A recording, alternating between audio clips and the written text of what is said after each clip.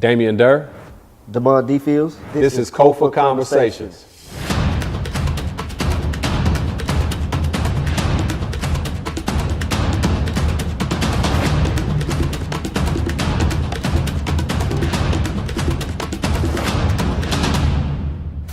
Oh, no. I was just to kind of, further elaborate on that. Like I was saying, I don't really know a lot of business personally, Right. not black owned anyway. I saw Exactly. a lot of businesses that were affected that wasn't necessarily black owned. And even some bigger, you know what I mean, businesses than even ours that we would thought would, be able Would've to made it. sustain. Yeah, would yeah. have Storm, made it. yeah. So I did see a lot of businesses go out.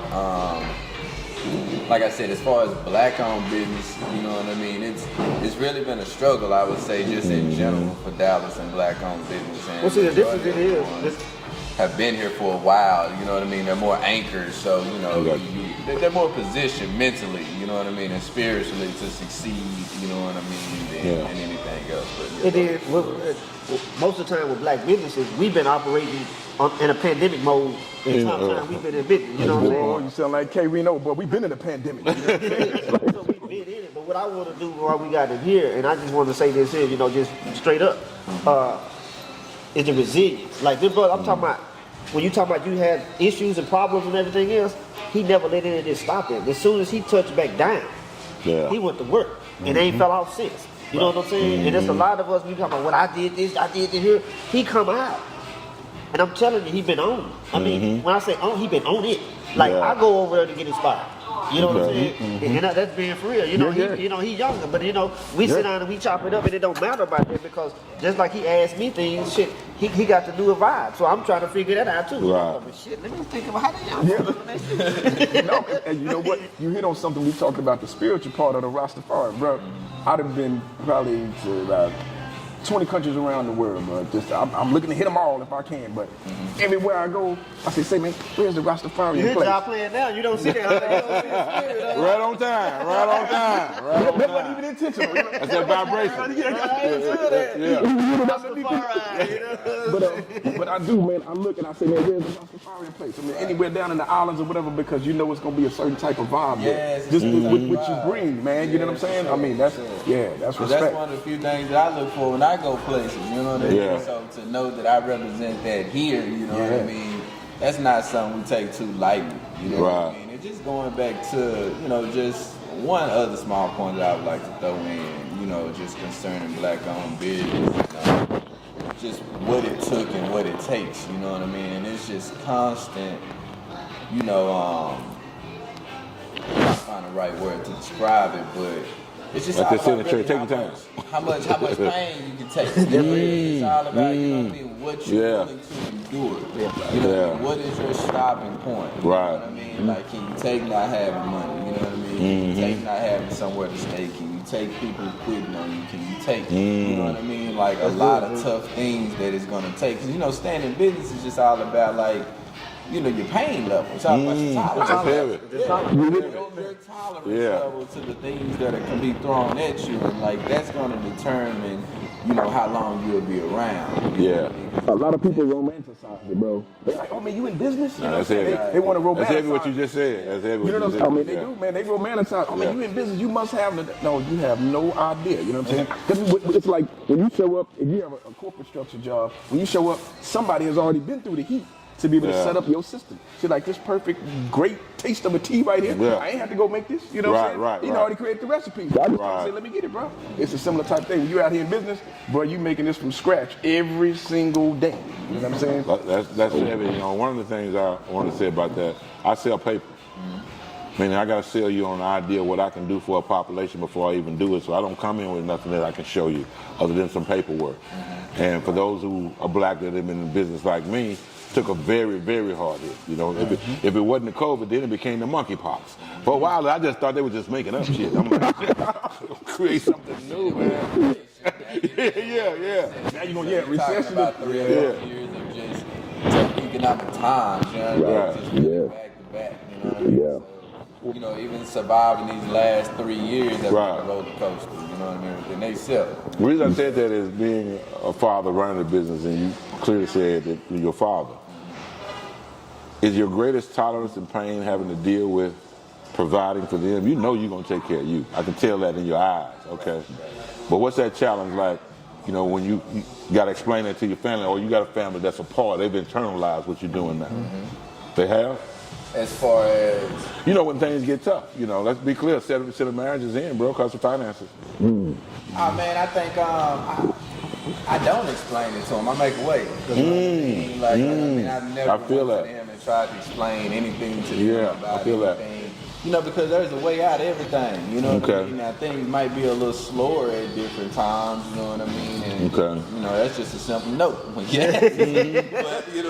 As far as all that, you know what I mean? I feel like, you know, if anything, that's when I come to my mentor and my different brethren, and we'll kind of work through that aspect of it. You know what I mean? But yeah, man, we wanna keep them motivated right now. That's real, man. I mean, I talk with some people and they say, well, you know, in the sense of keeping it real, they say, well, you know, I tell my children because I'm keeping it real. I'm like, that can be keeping it real, but if your mom is 35 and she been doing the same thing for 15 years, and it ain't working for her because every time you see her complaining or whatever, or if you see your father, you see him complaining, he like, man, I don't want to do what you're doing. You know what I'm saying? I mean, to me, I'm an entrepreneur. I want my children to be able to know what I'm doing and know that it's great. Now, are you going to have ups and downs, highs and lows, ebbs and flows? Absolutely in business. There's no way you're going to just have it where you hit the moon, maybe let you hit the lotto or something, I don't know. You know what I'm saying? But if you in business, you're going to have them ups and downs, highs, lows, bumps in the road, all of that. But that's a part of it. And you show them your resilience through that. So they don't see you as, oh man, he just coming in here complaining all the time, you know what I'm saying? Or he always mad, or he always angry, you know what I'm saying? It's like, I don't want to run no business, man. That dude, he always mad every day, you know what I'm saying? It's like, no, you gotta be the same no matter what you got in the bank account, no matter whether you lost this contract, no matter whether this deal is gonna go through. You gotta be able to create that same even keel to be able to give your seeds that's real. So that's why I called him. I say, man, I need you to throw the ball. I'm playing the rock, man, because I'm about to flip out on this. We do it to each other, bro. They complimented the same thing you were talking about, and they said that when we complain, we give praises to Satan. I like that. It's real powerful to not, you know what I mean, engage in that, you know what I mean? Because it's all about perception, and the same energy that we can spend complaining, we can figure something out if we're trying to help with a solution base. But I think that goes back to psychology and perception and how we choose to digest that and move forward, you know what I mean? Because I think, you know, in the black community, we've always been taught, you know what I mean, like, you know, by way of no harm, that, you know, it's easier to complain about something than it is to find a solution. You know what I mean? So we take that on as just what to do when a problem arises versus to become solution oriented. I think it's you know, it has to do a lot with your own mental health. What we do is we will turn and internalize it and talk about it, but we don't realize you're giving a critical analysis of yourself every time you do that. One thing that I never did doing business is whether I had millions of dollars, I didn't have no dollars. I remember coming home one time in one of my situations where I needed to produce $40,000 for the payroll, and it wasn't there. Some tax issues come up and everything was, you know what I'm saying? And one of the 20s I wasn't able to, but my point to that was I didn't go home and say what had happened. I didn't like come in the house. I can't, what's going on, y'all? Same. Even kill, bro. But taking that to bed, brother?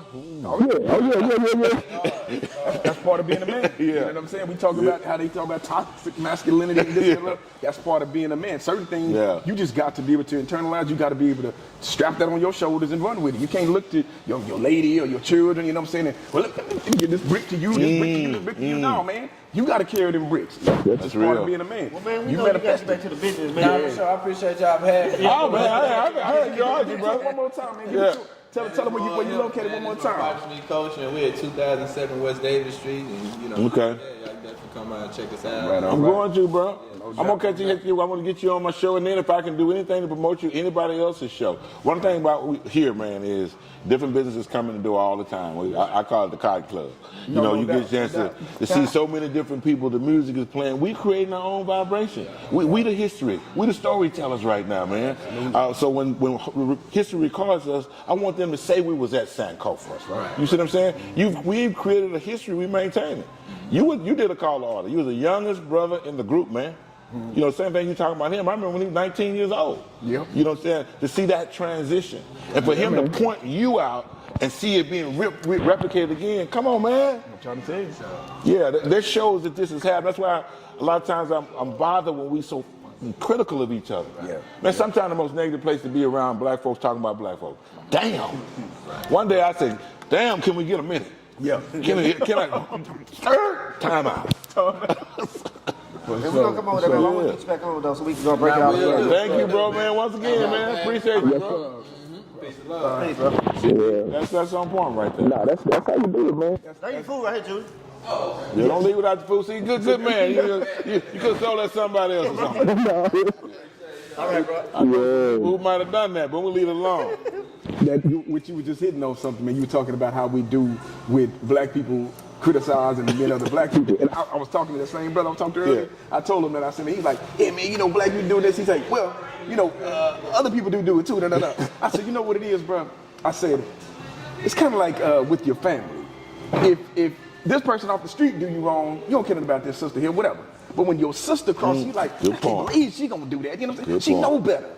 And I told him, I said, that's what it is with black people. We have a kindred spirit with each other. So when a brother crosses you, you almost feel like it's your blood. Like, come on, man, you know better than that, bro. You know what I'm saying? We're supposed to be better than that. Versus if a cat off the street, you don't really care. Right. And I said, and that's why we harp on it so many times. That's why we harp on it. But we got to be able to let it go and realize, you know, we got to bring that positivity back in, man. We can't be just like still harping on the negative so much. You know? It was somebody when you said that. Who's the brother that's Frazier that talks about business? What's his name? George Frazier. Yeah. I read in a book years ago, and I don't know what the data is now, where he said for every 1,000 people in the black community is one business. For every 1,000 people in the white community is 99 businesses. So it's 99 times more pivotal for you than it is for the other person. Dr. Frazier, we're gonna have him in March. See that? See? Right on point. That's that vibration. And see, and that goes back to getting books that sometimes ain't the dictionary. He would put out quick reads that you could use right away. And I want to tell the brother Frazier, I use your information. And I made reference to you as well. But like you used the information, you had asked in the beginning when we first started, you what was the word that you came up with? Scotoma. Scotoma. The blind spot. So you had asked me about mine, but we got to get into the Right. that, you know, we didn't get back to it, so I want to bring it in right now. It's a two word. Okay. And I'm going to say the word and I'm going to break it down. Okay. Because when you said Dr. Frazier, that's what I think about it. So the concept that we're going to ride on this year with Sankofa is culture shift. Okay. And what culture shift is, how do we shift the culture in 2023 through economics, through culture, through education, through health and food? Because I think right now, I think that we got to, I'm entrepreneur. So I think a lot of times we have to look at things as a business or a brand. What does the brand of African Americans look like today? Is that brand as upbeat as it was when he was just talking about Selassie? Is the brand still as good as it was with Dr. King? Is the brand of Black excellence the same as it was with Gordon? You know, or Elijah? You see what I'm saying? Right. Because the brand of white supremacy is still. Oh man, it's consistent. Yeah, it's consistent. It's consistent. You know what I'm saying? Yeah, they've developed. It's like this tea, bro. They've developed consistency. You know what I'm saying? That's called system. Yeah, It's been systemized now. It's systematized. Yeah. So with that being said, I think this is just my personal opinion. I think we bit off the wrong verbiage when we said we didn't need leaders. And let me show you why I say this. John Maxwell has coined this phrase that, let me make sure I get it right. He coined the phrase that everything starts and stops on leadership. That's true.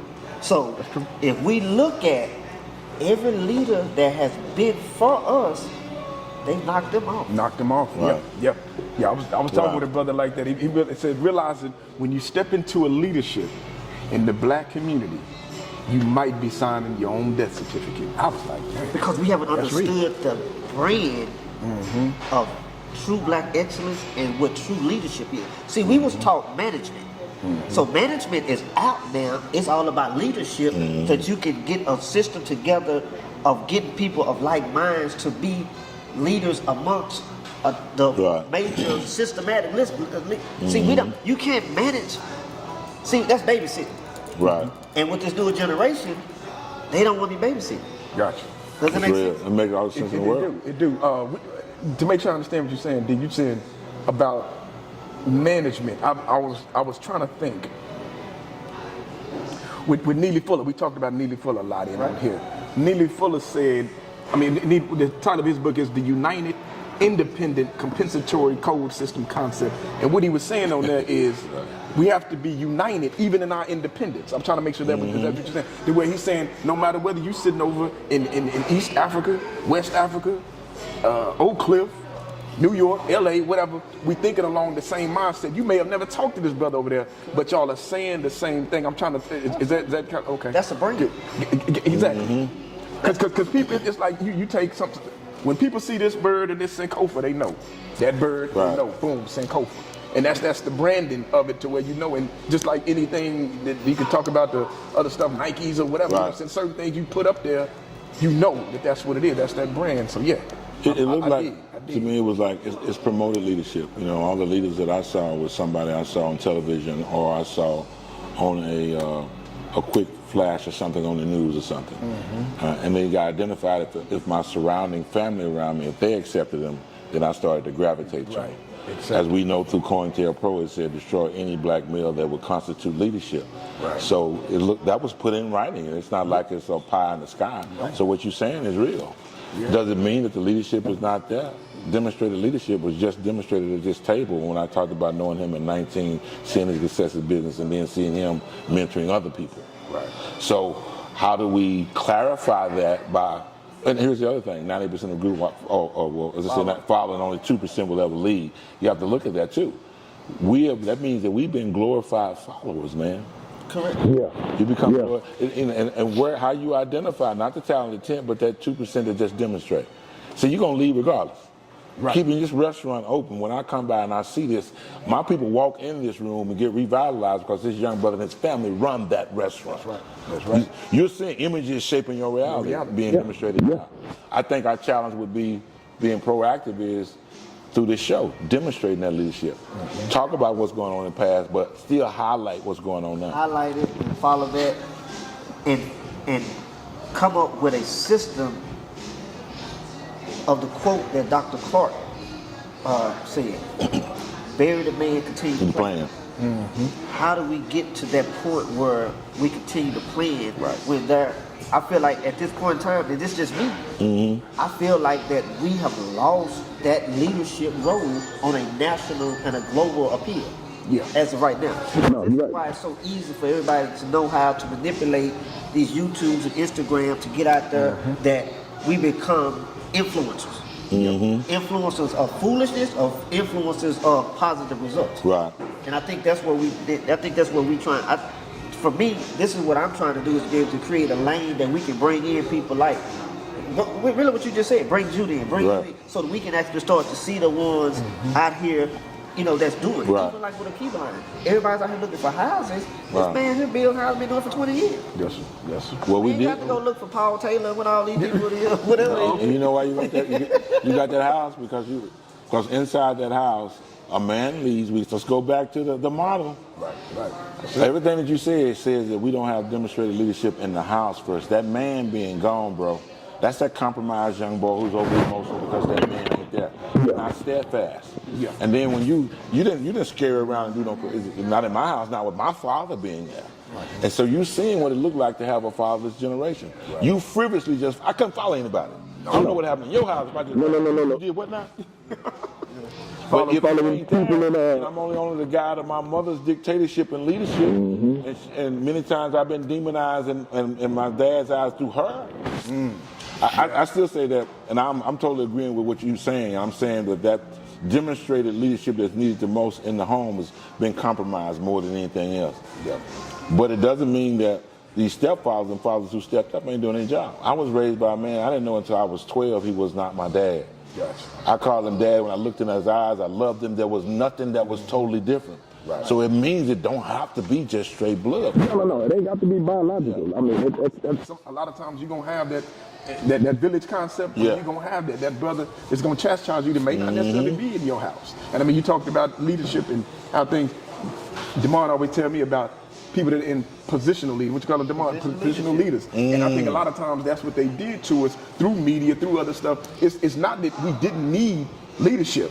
It was that I don't need you telling me who my leader is when you don't look like me and you don't have my best interest in mind. You're not going to put a positional leader in like, yeah, this is your guy. You know, this is, wait a minute, man. You know what I'm saying? No, this dude don't mean us no good. You know what I'm saying? This dude means us harm. Right. So no, we don't need to do that. Like So you said, I I just said the natural leader rise to the top. So you were talking about with Dilly Fuller and basically the collective in the village you just said. And I don't know if y'all saw the morning news had an article out yesterday or the day before yesterday that the Asians are going to the city and saying that this needs to be a designation of Asian town. And we need the city to put in money. Buy in. Wow. That's happening right here in the city of Dallas. In Dallas? Well, ain't. Yes. They didn't corner it off from a whole bunch of the block. You know what I'm saying? They got a little a vegan spot over there. They didn't corner a whole bunch of a whole bunch. But listen what I'm saying. They want the telling city. Y'all need to put money in to help us to create this and to create. See, they understand the whole collectiveness of it, and they've created this whole synergy. And we had a brother that was talking about, well, we need to get out of being mom and pop spots. If you go to what they call an Asian town right there, they ain't got no chains over there. Ain't no chains over there, bro. Ain't no chains. Man, look, they got a whole What you call them? Chains. Ain't no chains think about over it for a minute. But that's what I'm saying. They are a whole bunch of the link that they have is the mom and pop, all them different other things. That's how everybody started out. You know what I'm saying? That's how family started. Keep going back to that family with the moms and the pop. That quintessential example. Every store I knew when I was growing up in Camden, Magnolia, that was near me, those were little corner stores. Well, even when I bought little cookies and the jumbo cookies and what have you, that was a business. And I watched that lady. When I came back, she was still in that business. When I ran into this one guy, I want to say this about a guy who was selling fruit. And I would run into him. I always did business with him. And sometimes he wasn't at the place downtown when Dallas had the, so I would meet him somewhere on the road. And we were talking about business. And I asked him, I said, you don't mind me asking, man? I said, I know you'd be doing like, what'd you make last year doing that? He said, $172,000. I like to drop. What? He said, let me tell you something. Because I don't look like, because I ain't driving it around, because I ain't wearing it, people assume that. He said, brother, I ain't going nowhere. Right. In 1997 or 98, me and Curtis Blackman went to California to meet up with Brother Jay of X-Clan. Okay. Sissies. That's right. We was looking to do some concerts with Brother Jay and X-Clan. So we flew out to LA. Brother Jay taking us through Cali. You know, we rolling. We go off of Slauson and Crenshaw. No doubt. Okay. I see the nation out there selling fruit. I saw this before. Right. I come back to Dallas. Yeah. Say, Kurt, we finna go do this. We would get up at 5 o'clock in the morning, go to when they had the farmers market. Okay. Go down there, buy cases of apples, bananas, and grapes. We hit the block. Yep. From 7:30 to 9:25, we would make $300 to $500 every day. Yep. On that. In 2 hours. See? So I burned with You said that it can be done. I just bear with it. Because he went out. But y'all mean? That was y'all mean. That's right. I ain't y'all mean. Brother, y'all mean too. That's He right. told me, man, we You selling them in the store, don't you, weren't you? Yes, sir. Because I used to get them all. I would come in and buy a bunch of bags. That's right. That was the leftover. Brother, y'all men do a lot of sheetrock and painting and other stuff. Yeah. And he always talks about the stories about him and Brother Damond out there moving that fruit. I was like, man, y'all moving that much bro, fruit? let me tell you something. I would leave my place to go to find that fruit sometime. I see a brother coming like, hey, let me get 10. Yeah. That's what's up, man. Yeah. I think sometimes when you're looking as an entrepreneur to go in business, we look to do too much. I was dealing with somebody and they was talking about I'm going to try to get 34 products. Why? I know people who get wealthy just with one product.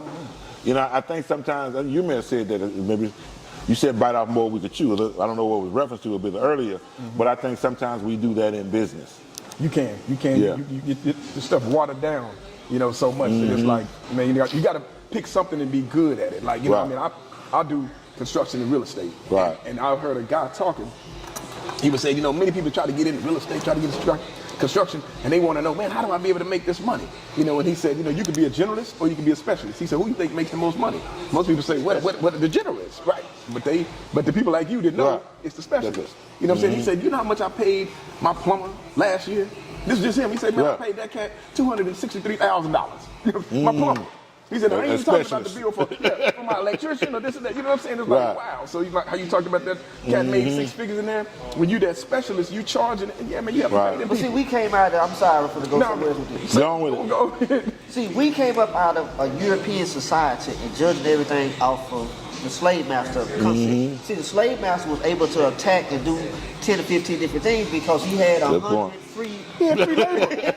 Free labor, yeah. So he could go and he could be Which made him free to do what he wanted to. He could be over here doing sugar cane over here. He could be over here selling lumber over here. Right. Because he had free labor. Yep. Right. And if we go back and study the so-called immigrants, they came in, they specialized. The Asians came in, or the Koreans, they came in, they specialized in the hair, the nails, the donuts. You know what I'm saying? The Hispanics came in, your industry as well as landscaping. So even, and I'm gonna tell you, a friend of mine, we was doing some import and export. He's from Sierra Leone, and we would start buying from Asia. I'm telling him, so it was so cheap. So I'm saying, man, give me $500, this give me $200, this give me $100, this here. So the first couple times he did it for me. He was like, man, this ain't how you do it. So I was like, man, don't tell me how to spend my money. He said, man, I'm telling you, we argued for 3 weeks. Okay. Man, just send me my shit. You know what I'm telling you? He said, man, listen what I'm trying to tell you. Pick a line. I said, well, what is you talking about picking? He said, pick a line. He said, if you want to do jewelry, do $1,000 in jewelry and be known as the jewelry retail and wholesale. Gotcha. Whatever you want to do, pick a line. And if you think about it, when they come in, even if you go to Traders Village or go to any of these places right here, I said some point. You go to these places, you see, I remember when I used to go to trade, because I had stores out at Traders Village at one time. So you go out there, you see the Hispanics, they done cornered the market on underwear and bras. Wow. Essentials. You talking about essentials. You got the Asians, they gonna have all the socks. And then here go the keto. All of them was working together because I would see them pull up in a Hummer with a trailer and they would go in there, set you up at your booth, and then if you when you walking around Traders Village, if they were selling these socks and these underwear for 3 for $10, you couldn't go over there to the next one and say, man, let me get you. Oh, no. It's the same deal, bro. You know what I'm saying? It's like gas prices. You know what I'm saying? You telling me $2.99? We ain't going down. If somebody go down, we have to make a call to you. Hey, man, they ain't doing that, bro. That Sherman Antitrust Act that the government trying to put in on all that. We ain't dealing with that. You know what I'm saying? We ain't price fixing, but I'm just saying, though. You know what I'm saying? Like, no, bro. But you know what, man? This is good for me because I'm making a pivot. A lot of things that you need to do going into the new year, and I say this to people, and I'll be talking about on my Wi-Fi moments next week, is, you got to make a choice. And you got to stand on the choice that you're choosing right now. No doubt. You got to believe in it enough that when it don't look like it's right, as long as you know you're doing right, you finish what you can do. You've reinforced certain things to me that I know I'm capable of doing but haven't done. That's why I say it's a mindset. You got to get you together. You can have all the skills inside of you. Right. But if you can't mobilize your mind to be disciplined, self-imposed order on a consistent basis, and it's going to take more than consistency. Stop right there. We're going to come back. Okay. Take more consistency. We're going to do about, 15? Yeah.